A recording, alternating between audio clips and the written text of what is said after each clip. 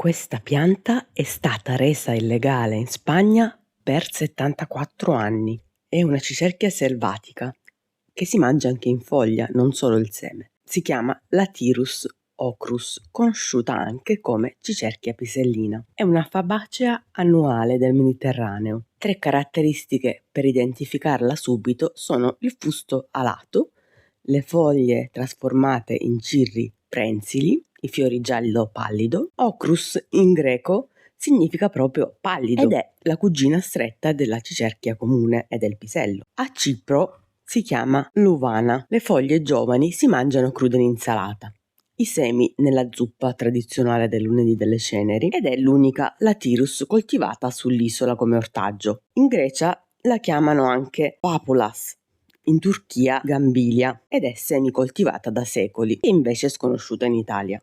C'è un punto cruciale da evidenziare. Il genere Lathyrus contiene una neurotossina, il beta o DAP, analogo al glutammato, consumata cronicamente come fonte proteica principale per settimane può causare neurolatirismo con paralisi irreversibile degli arti inferiori. La concentrazione varia molto tra specie e varietà. La bollitura abbatte la maggior parte della tossina, quasi il 70%, e le foglie giovani ne contengono molto meno rispetto ai semi maturi. E poi c'è la storia della Spagna. La cicerchia comune, viene chiamata almorta, è stata vietata dalla legge nel 1944. Il motivo è che durante la carestia avvenuta nel dopoguerra civile, nel 1941 e il 1943, vi erano intere comunità rurali che sopravvissero per mesi mangiando solo gachas, ovvero polenta di farina di almorta.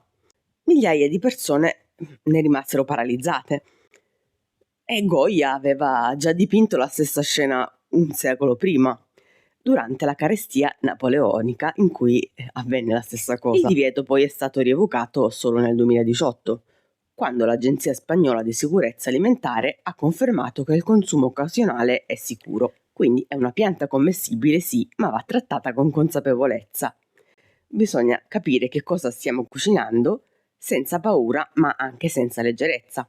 Il genere Lathyrus conta circa oltre 160 specie e quasi 190 contando sottospecie e varietà. 4 hanno una storia alimentare documentata, come la cicerchia comune, la cicerchia minone cicera, la nostra pisellina ocrus e la Climenum, che è la vera identità botanica della famosa fava di Santorini, DOP. Tutte le altre sono ornamentali, foraggere o senza alcun interesse gastronomico, anche tossiche come il pisello odoroso da giardino. Conoscere la specie esatta è la prima regola di chi raccoglie spontaneo. Inoltre bisogna aggiungere che anche il pisello è entrato nel genere Lathyrus di recente. Prima faceva parte del genere Pisum.